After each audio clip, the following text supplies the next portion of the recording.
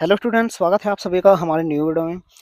तो आज इस वीडियो में हम डिस्कस करने वाले हैं बीए फर्स्ट ईयर प्राइवेट वालों के सोशियोलॉजी के क्वेश्चन पेपर के बारे में, जो कि आपका 2018 का क्वेश्चन पेपर है इंट्रोडक्शन टू सोशियोलॉजी, जिसका पेपर कोड आपका होता है A132।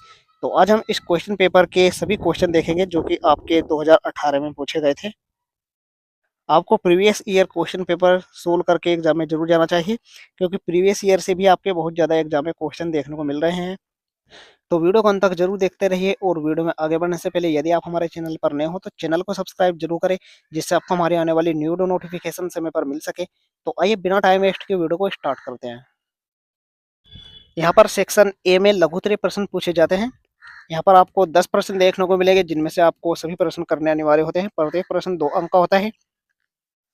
बात करें 2024 की, तो 2024 में आपके एग्जाम में कुल 8 ही लघुत्तरीय प्रश्न देखने को मिले थे। हो सकता है इस बार भी आपके एग्जाम में 8 ही क्वेश्चन पूछे जाए। उनमें प्रत्येक प्रश्न आपका 2.5 अंक का था। हम यहाँ पर पहले प्रश्न से स्टार्ट करते हैं। पहला प्रश्न आपके एग्जाम में पूछा गया था, समाजशास्त्र समग्र रूप से समाज का क्रमबद्ध वर्णन तथा व्याख्या है, यह कथन किसका है? तो इसका उत्तर आपको लिखना है, यह कथन गिडिंग्स का है। तो गिडिंग्स के अनुसार समाजशास्त्र समग्र रूप से समाज का क्रमबद्ध वर्णन तथा व्याख्या है। उपर्युक्त परिभाषाओं में समाजशास्त्र को समाज के अध्ययन के रूप में प्रतिपादित किया गया है। अगला प्रश्न है, समुदाय को परिभाषित कीजिए। इसका उत्तर हो जाएगा मैकाइवर एवं पेज के अनुसार, जब किसी समूह के सदस्य, चाहे वह समूह छोटा हो या बड़ा, इस प्रकार एक साथ रहते हैं कि उनका एक साथ रहना किसी विशेष प्रयोजन या विशेष स्वार्थ में नहीं होता, वरन उनके साथ साथ रहने की आधारभूत बात भी एक सी होती है, तब हम उस समूह को समुदाय कहते हैं। तो आपको इस प्रकार से समुदाय की परिभाषा लिखनी है।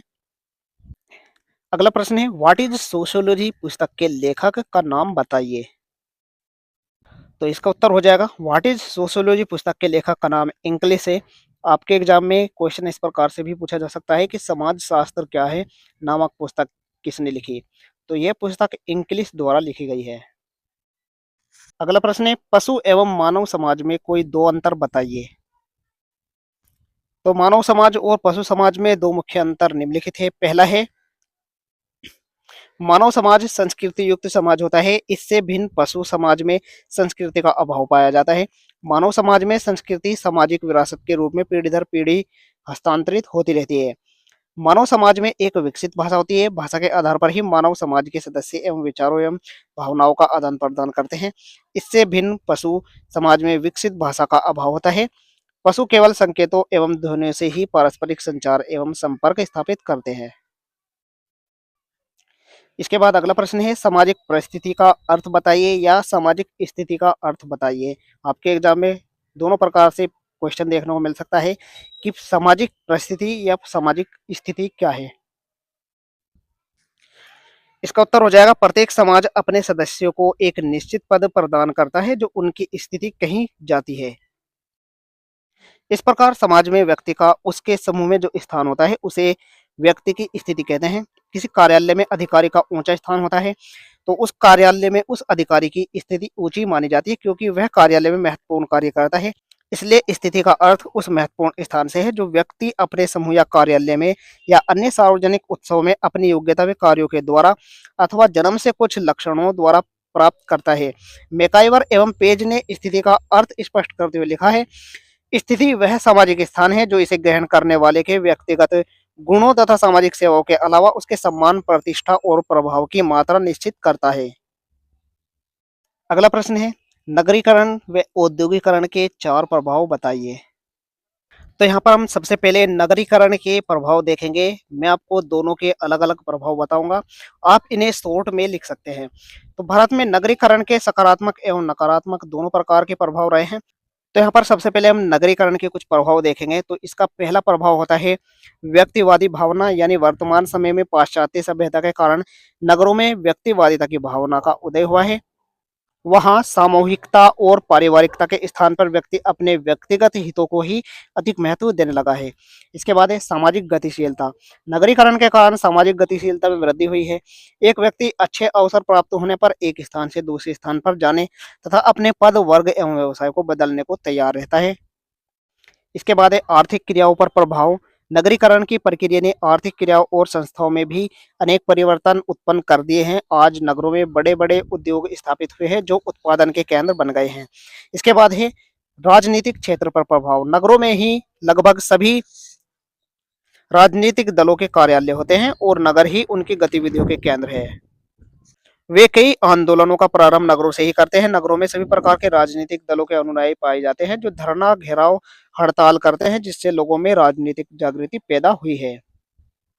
इसके बाद कुछ औद्योगिकरण के यहाँ पर प्रभाव दिए गए हैं। तो यहाँ पर औद्योगिकीकरण का सबसे पहला प्रभाव है पारिवारिक विघटन।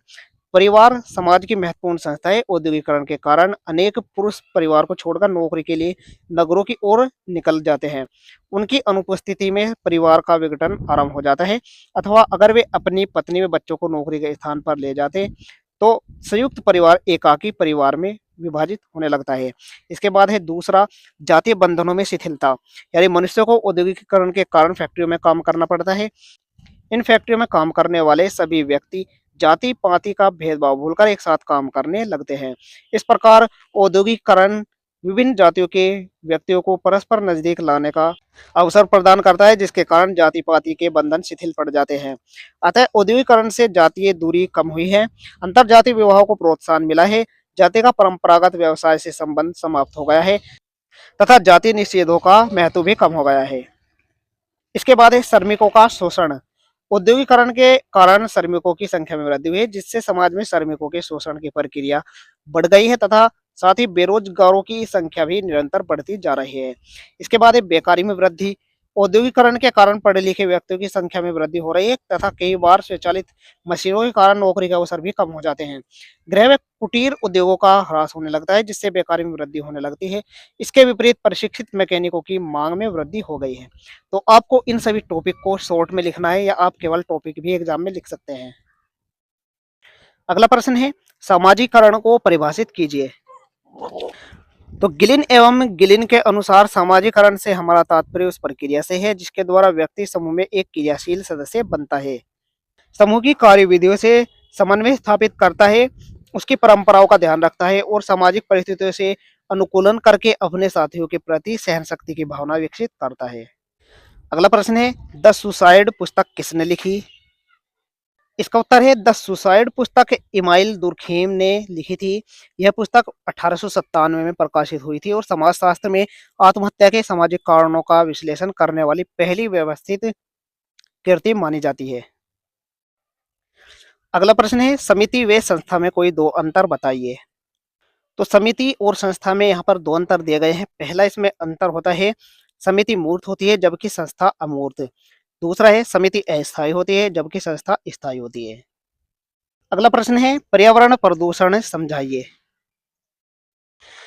इसका उत्तर है यहाँ पर, पर्यावरण प्रदूषण वह प्रक्रिया है जिसमें प्राकृतिक वातावरण जैसे हवा, जल, मिट्टी में हानिकारक पदार्थों का प्रवेश होता है, जिससे जीव जंतुओं, पेड़ पौधों और मानव जीवन पर नकारात्मक प्रभाव पड़ता है। तो पहला होता है वायु प्रदूषण। औद्योगिक धुएं, वाहनों के धुएं और कार्बन उत्सर्जन के कारण वायुमंडल में विषैली गैसों का बढ़ना या विषैले गैसों की वृद्धि होना वायु प्रदूषण कहा जाता है। दूसरा है जल प्रदूषण। कारखानों का गंदा पानी, प्लास्टिक और रासायनिक कचरे का जल स्रोतों में मिलना, ये सभी जल प्रदूषण के कारण है। तीसरा है मृदा प्रदूषण। कीटनाशकों, रासायनिक उर्वरकों और प्लास्टिक कचरे से मिट्टी की उर्वरता कम होना। चौथा है ध्वनि प्रदूषण। ध्वनि प्रदूषण होता है वाहनों, लाउड स्पीकर और औद्योगिक मशीनों से उत्पन्न अत्यधिक शोर से स्वास्थ्य पर प्रभाव पड़ता है। पांचवा है रेडियोधर्मी प्रदूषण। परमाणु संयंत्रों से निकलने वाले रेडियोधर्मी तत्वों से पर्यावरण को हानि होती है। इसके बाद खंड बे से दे और ई आ जाते हैं, जिसमें आपके विस्तृत उत्तरीय प्रश्न देखने को मिलेंगे। प्रत्येक खंड में आपके दो प्रश्न दिए जाते हैं, जिनमें से आपको एक प्रश्न का ही उत्तर देना होता है। तो यहाँ पर हम सेक्शन बी में देखेंगे। सेक्शन बी में आपका क्वेश्चन नंबर 2 है, समाजशास्त्र की परिभाषा दीजिए, समाजशास्त्र की प्रकृति की विवेचना कीजिए अथवा ग्रामीण एवं नगरीय समुदाय में अंतर कीजिए। इसके बाद खंड से है, नतदारी व्यवस्था पर एक निबंध लिखिए अथवा पर्यावरण प्रदूषण क्या है, इसके विभिन्न प्रकार बताइए। इसके बाद सेक्शन डी आ जाता है। क्वेश्चन नंबर 6 है, समाजशास्त्र का अन्य सामाजिक विज्ञानों से संबंध बताइए अथवा परिवार के कार्य बताइए। इसके बाद सेक्शन ई है। सेक्शन ए में क्वेश्चन नंबर 8 है, धर्म क्या है, धर्म की उत्पत्ति के सिद्धांत बताइए। क्वेश्चन नंबर 9 है, संस्कृति की अवधारणा समझाइए। इनमें से आपको एक का ही उत्तर देना है। तो ये था आपका 2018 का क्वेश्चन। आप देख सकते हैं किस प्रकार से आपके एग्जाम में क्वेश्चन पूछे गए थे। आपके पुराने क्वेश्चन पेपर में से भी आपके रिपीट होकर क्वेश्चन पूछे जाते हैं, तो आपको सभी क्वेश्चन आंसर जरूर याद करके एग्जाम में जाना है।